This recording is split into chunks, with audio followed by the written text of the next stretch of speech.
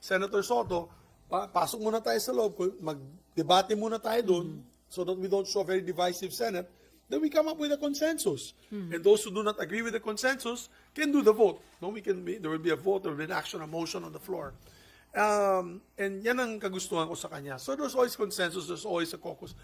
Para at least alam natin yung direksyon ng Senado ng linggong yan or for any issue, no? Very important issues that crop up under the Senate floor. So, with that said, mas gusto ko po ang leadership style ni Senator Tito Soto. And I learned a lot from him. I learned a lot also from Senator Ed Angara, who was my boss before when I entered in 2007. He mentored me. He was also a former Senate President. Diba? So, yan ang turo nila sa akin. Nung kasama ko yung mga statesmen at that time, Senator Joker Arroyo, Senator Miriam Defensor Santiago, Senator Juan Ponce Enrile, of course, Senator Frank Drilon. Pag nakikita ko yung leadership style nila, napakaganda eh. I mean, it's discussion-based and also consensus-based, but at the same time, there's no act to suppress your ideas. No, you can bring out your ideas, but at every turn, at every corner of the decision-making process, the integrity of the Senate is always protected.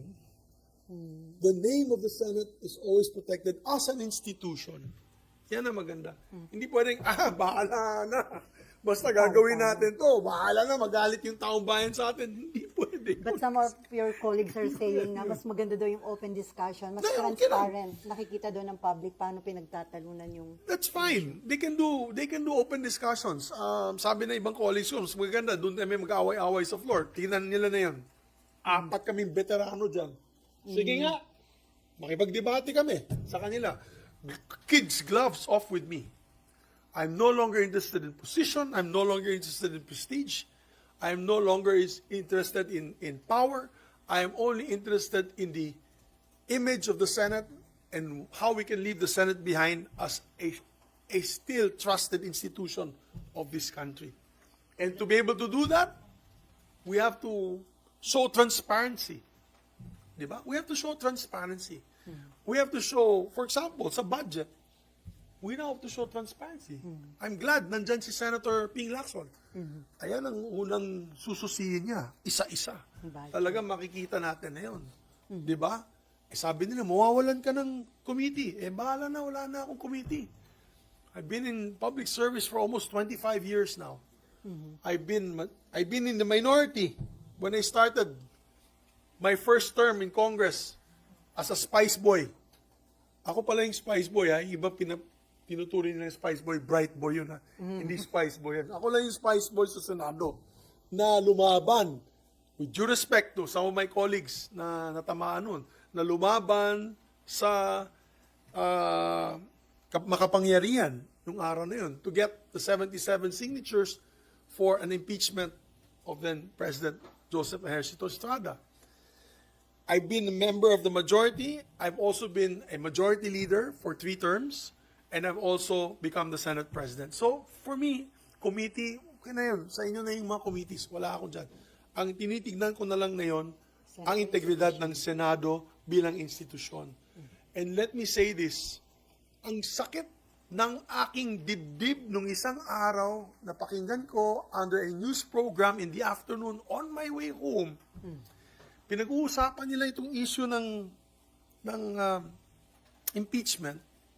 Sikat na announcer po ito sa hapon. Hindi ko na babanggitin kung anong station. Blind item. Ang sabi niya, hindi na lang kasi, ang sabi kasi niya, kung ayaw ng mga senador, di mas mabuti pang buwagin na yan, Senado. So I said, God damn it, that's exactly that is exactly what we don't want to hear bilang senador, na walang saysay ang Senado. Na wala na tayong saysay. Bakit pa? Mas magulo pa nga kayo daw. Sabi, sa simbahan kahapon, ano bang nangyari sa inyo? Mas magulo pa kayo sa house. Yan ang dating natin dito na yun. So, I've never heard that in my almost 25 years in public service, you know, for every legislator, ang pangarap nila maging senador. Parang judge yan eh. Parang judge, gusto mo maging Supreme Court. Associate Justice. Abogado ka, gusto mo maging Associate Justice of the Supreme Court. Yan ang gusto nila. Dahil nakikita nila yung integridad ng Supreme Court. This is the policy-making body, this is the conscience of the nation, di ba? So, the Senate has always been, as I've said, the last bastion of our country, last bastion of democracy for our country. So, parang, pag wala na silang pag-asa sa executive, wala na rin silang pag-asa dito sa lower house, akyat tayo sa Senado kasi papakinggan tayo ng senador because we are a mandate of national scope, national in scope, di ba? It's not only local, but it's national in scope. Kaya pag sinasabi na lang buwagin na yung Senado, wala nang saysay yung Senado, napakasakit para sa akin because in my 2 years as Senate President, yan ang inalagaan ko. Kaya inaway ko nga yung People's Initiative. Katakot-takot ang black propaganda sa akin. Di na ako nakatulog. Pag check up ko, yung aking blood works, pula lahat. Pula lahat. Talagang magna cum laude ako pagdating sa mga resulta ng aking blood test. Dahil nga sa dinidibdib ko nga yung pangyayaring iyon. And of course, we all know, kung natuloy po yung People's Initiative na yan, that fake People's Initiative, then naging inutil ang Senado at baka wala ng Senado na yan. Who would have been a unicameral Congress or a parliamentary system ng namumuno, iilan lamang mga makapangyarihan. Kaya, at that time, when we defeated the fake initiative, People's Initiative, nagpa-SWS at Pulse Asia kami, the Senate was one of its highest ratings. Almost 78% approval rating ng Senate. And then, even my approval rating at the time, which is normally middle ground lang, mataas siya over 60+% yung aking approval rating at that time. Not satisfaction rating. So, dahil tuwan-tuwa yung tao na pinaglaban natin yung institusyon as the last bastion of democracy.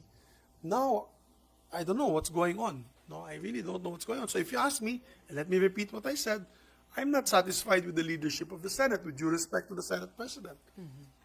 Maybe there could be improvements to be made to how we're handling the Senate. Right? It's not a matter of position. It's not a matter of committee. Naawa nga ako. RG. Okay, RG.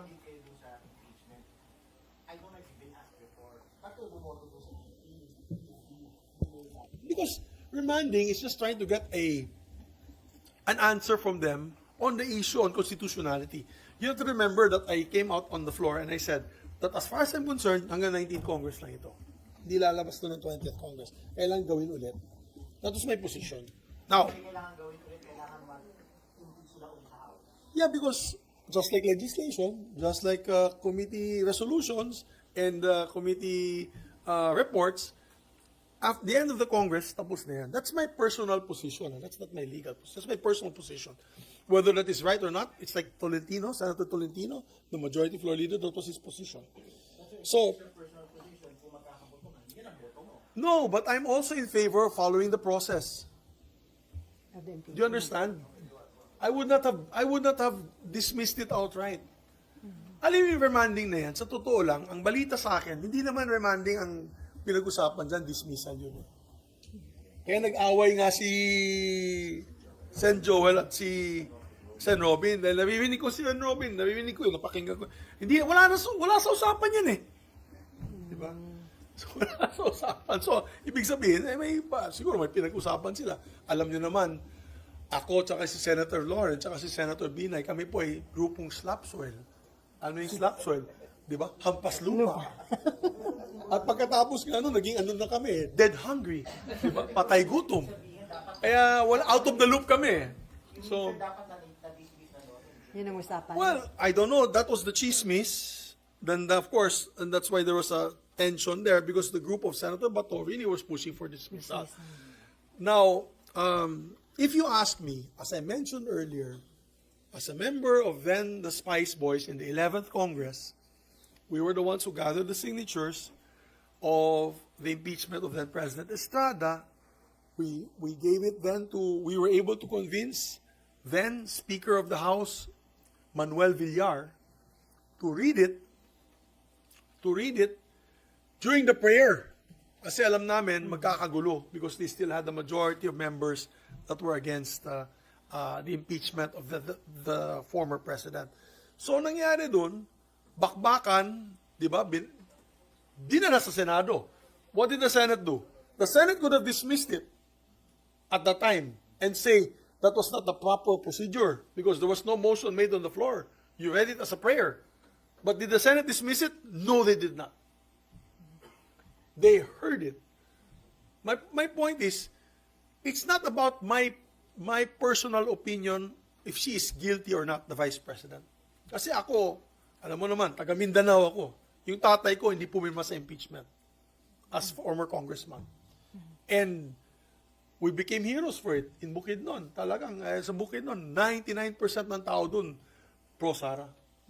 So ang punto ko it's not about my personal anymore. It's not about my personal opinion or my personal vote on the matter or my personal feeling, if she's guilty or not. It is the procedure that must be followed. There is precedence.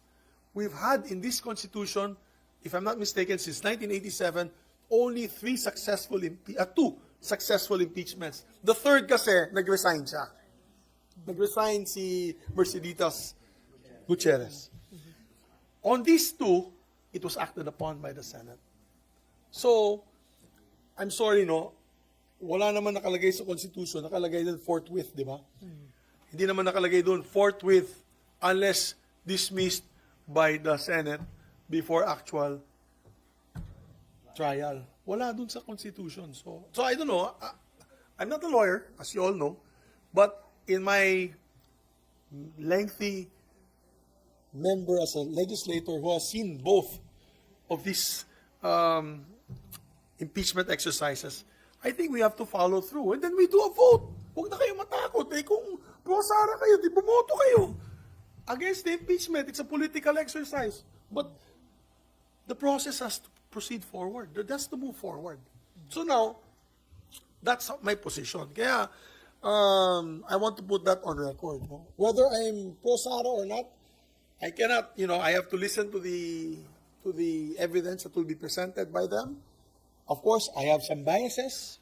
I think that it is a witch hunt because they want to remove her from public service para yung iba makaupo at yung iba ay mawawalan ng kandidato na kalaban pagdating sa halalan ng 2028.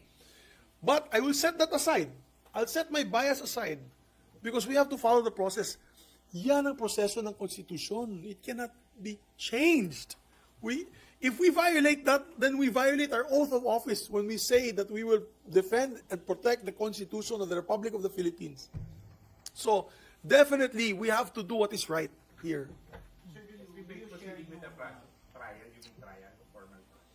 Yes, no, proceed that. Well, at least, let's invite the prosecutors. Tell them, ano ba yung ebidensya ng... Alam mo sa simbahan, I think Sunday kasi kahapon, sa simbahan na yun lang ako nakakita ng mga 4 na pamilyang lumapit sa akin. Ano bang tinatago ninyo? Ano bang ginagawa ninyo dyan sa Senado? Nasisira yung integridad, nasisira ang pangalan ng ating Senado dahil sa wala tayong ginagawa. With due respect to my colleagues on both sides. Ang akin dyan, let's do what we are supposed to be doing under the Constitution. That's our constitutional mandate. And then we make a decision. Panindigan nyo yung decision nyo. Either to impeach or not to impeach, to acquit. So, yan na lang ang position ko dyan. RG, meron ka pa ba? Okay na. Okay, before Dindo, Camille, Mean, and Daniel. Sir, going back dun sa Senate leadership, mag-e-effort ka pa ba para makakuha ng support for Tito Soto or tanggap nyo na po na kayong posibleng maging minority pag nag-open ang 20th Congress? I have a lot of privileged information. Yung mga kumakausap na sa akin na ganito, hindi magandang pakinggan. Kaya hindi ko na lang babanggitin. What are the reasons why they don't want Tito Sen?